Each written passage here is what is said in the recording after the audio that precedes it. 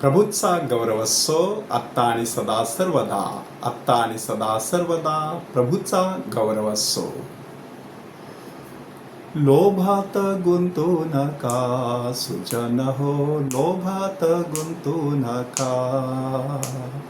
लोभात गुंतू नका सुजन हो, लोभात गुंतू नका.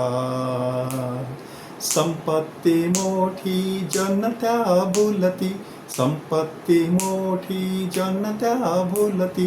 देवाला विसरू नका, देवाला विसरू नका सुजन हो, लोभात गुंतू नका. लोभात गुंतू नका सुजन हो, लोभात गुंतू नका. पैसा, संपत्ती, धनदौलत, मिळकत ह्या जगामधील सगळ्या प्रकारची साधन सामुग्री, हे सगळं परमेश्वराने आपल्या हाती कशासाठी दिलेलं आहे? तर त्याच्या आधारे स्वर्गातील संपत्ती मिळविण्यासाठी. दुर्दैवाने माणूस ह्या साधनालाच साध्य मानतो, ध्येय मानतो आणि तेच मिळवण्यासाठी जीवाचा आटापिटा करत असतो. टिचभर पोटासाठी, घोटभर पाण्यासाठी, बोटभर चिंधीसाठी माणूस अहोरात्र तळमळत असतो, तडफडत असतो. पैसे आहेत ते कसे वाढवता येतील त्याचाच विचार माणूस करत असतो. आणि शेवटी काय होत असतं? ही सगळी संपत्ती मिळवल्यानंतर सुद्धा त्याच्या अंतःकरणाचा खजिना रिकामाच राहतो, कारण ही संपत्ती अंतःकरणातील रिकामा कधीच भरून टाकू शकत नाही. आत्तापर्यंत ह्या जगात होऊन गेलेल्या राजे महाराजांनी देखील हा अनुभव घेतलेला आहे. कितीतरी ख्रिस्ती सम्राटांनी संपत्तीवरती लाथ मारून वैराग्याची वस्त्रे पांघरून परमेश्वराची सेवा चाकरी केलेली आहे. आणि म्हणूनच येशू सांगत आहे की पृथ्वीवर संपत्ती साठवू नका, कारण ती नाशवंत आहे. त्या ठिकाणी तिला कसर आणि जंग खाऊन ते नष्ट करू शकतात. परंतु अविनाशी अशी संपत्ती स्वर्गामध्ये साठवायची आहे. ही अविनाशी संपत्ती स्वर्गामध्ये साठवायची कशी? त्यासाठी आपल्याला पुढचा एक मुद्दा सांगितलेला आहे. आपला डोळा आपल्या शरीराचा दिवा आहे.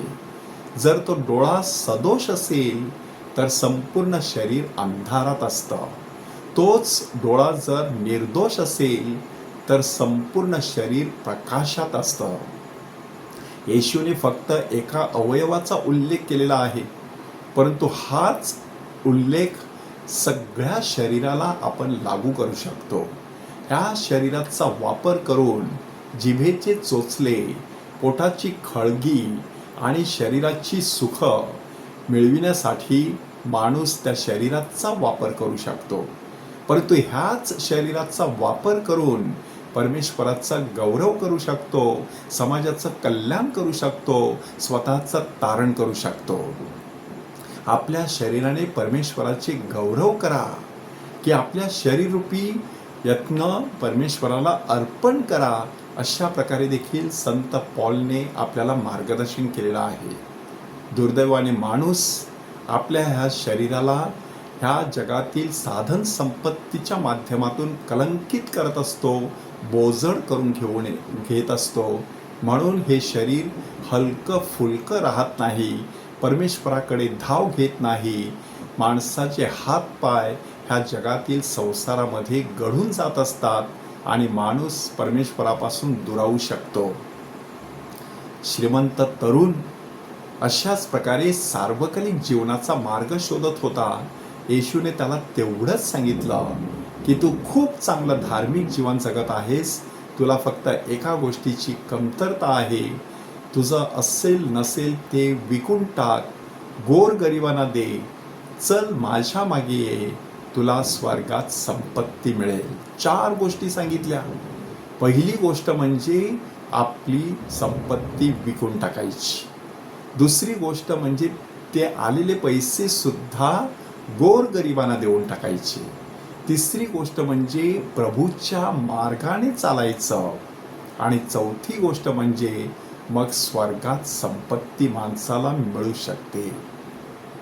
अशा प्रकारची संपत्ती मिळवण्यासाठी संत पॉलने ह्या जगातील सगळ्या प्रकारच्या पानाला प्रतिष्ठेला तिलांजली दिली आणि तो प्रभूच्या मागे आला. आयुष्याच्या शेवटी तो किती सुंदररित्या सांगू शकला की मी धाव संपवलेली आहे, मी युद्ध लढलेलो आहे, मी विश्वास राखलेला आहे, आता माझ्यासाठी नीतिमत्वाचा मुकुट तयार आहे. ह्या जगातील संपत्तीकडे त्या श्रीमंत तरुणाने पाहिलं, म्हणून त्याला स्वर्गीय संपत्ती दिसू शकली नाही. तो खिन्न मनाने परत गेला. संपत्ती असूनही खिन्न असलेली कितीतरी देवाची लेकरं ह्या जगामध्ये आहेत आणि हातामध्ये फारसा पैसा नसलेली परंतु चेहऱ्यावरती समाधानाचा तेज असलेली आमची आदिवासी भागातील गोरगरीब देवाची लेकरं सुद्धा आहेत. निवड सर्वस्वी आपली आहे. आपल्याला पहिल्या स्थानी परमेश्वर ठेवायचा आहे की ती परमेश्वराची जागा पैशाला देऊन दुःखी राहायचं आहे.